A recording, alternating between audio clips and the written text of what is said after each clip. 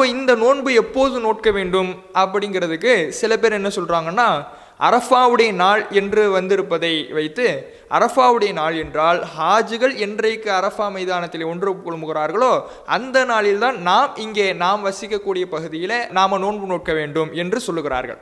இதுக்கு மார்க்கத்தில் எந்த விதமான ஆதாரமும் இல்லை. ஏனென்றால் அந்த அரஃபாவுடைய நாள் என்பது துல்ஹஜ் மாதத்தினுடைய 9வது நாளாக தான் இருக்கிறது. இந்த 9வது நாளை ஹாஜிகள் ஒன்று குழும்புகிற அந்த 9வது நாளை வைத்து நாம் எடுக்க வேண்டுமா, அல்லது நம்முடைய பகுதியில் பிறையை பார்த்து துல்ஹஜ் மாதத்தினுடைய முதல் பிறையை பார்த்து அதிலிருந்து 9வது தினத்தை கணக்கிட்டு நாம் எடுக்க வேண்டுமா என்பதை நாம் மார்க்க அடிப்படையில் சற்று ஆய்வு செய்ய வேண்டும். நபிகள் நாயகம் ஸல்லல்லாஹு அலைஹி வஸல்லம் அவர்களுடைய நடைமுறையை பார்த்தாலே பிறை 9 தத்தமது பகுதியிலே தெரிகிற பிறை 9 தான் அரஃபாவுடைய நோன்பை அல்லாஹுடைய தூதரவர்கள் நோற்றிருக்கிறார்கள் என்பது தெளிவாகிறது.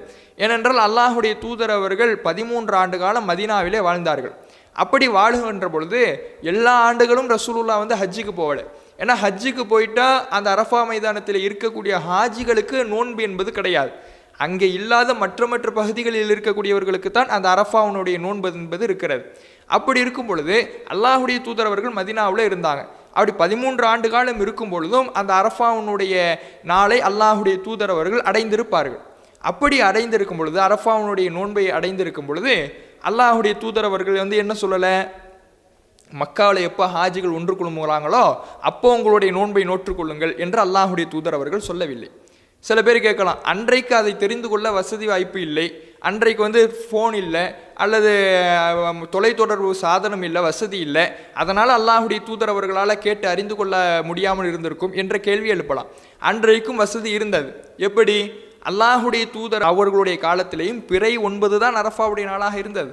அரஃபாவுடைய நாள் பிறை 9 என்றால் துல்ஹஜ் மாதம் பிறை 1 பார்த்த உடனே ஒரு ஆளை மக்காவுக்கு அனுப்பி அங்கே என்றைக்கு பிறை 1 பார்த்தாங்க அப்படின்னு பார்த்துட்டு வாங்க, இங்கே 8, அதுக்கப்புறம் நாம் அந்த நாளை கணக்கிட்டு 8 நாட்கள் கழித்து பிறை 9 நோன்பு நோற்றுக் கொள்ளலாம் என்று அல்லாஹுடைய தூதரவர்கள் சொல்லி ஆளை அனுப்பி தெரிந்திருக்கலாம். ஆனால் அப்படி ஆளை அல்லாஹுடைய தூதரவர்கள் அனுப்பியதாக எந்த தகவலும் இல்லை. தன்னுடைய பகுதியிலே பார்த்து அல்லாஹுடைய தூதரவர்கள் இந்த அரஃபாவுடைய நோன்பை நோற்றிருக்கிறார்கள் என்பதுதான் இப்படி அல்லாஹுடைய தூதரவர்களுடைய செயல்முறை இல்லாதது. இப்படி ஆள் அனுப்பி பார்த்தது இல்லாதது, பிறை அங்கே ஹாஜிகள் எப்போ ஒன்று குழுமுனாங்கன்னு தெரிஞ்சுக்கிட்டு வாங்க அப்படிங்கிற செய்தி அல்லாஹுடைய தூதரவர்கள் சேகரிக்காமல் இருந்தது எல்லாமே எதை காட்டுகிறது என்றால், தன்னுடைய பகுதியிலே அல்லாஹுடைய தூதரவர்கள் பிறை 9 பார்த்து தான் இந்த அரஃபா நோன்பை நோற்றிருக்கிறார்கள் என்பதுதான் நமக்கு இந்த செய்தி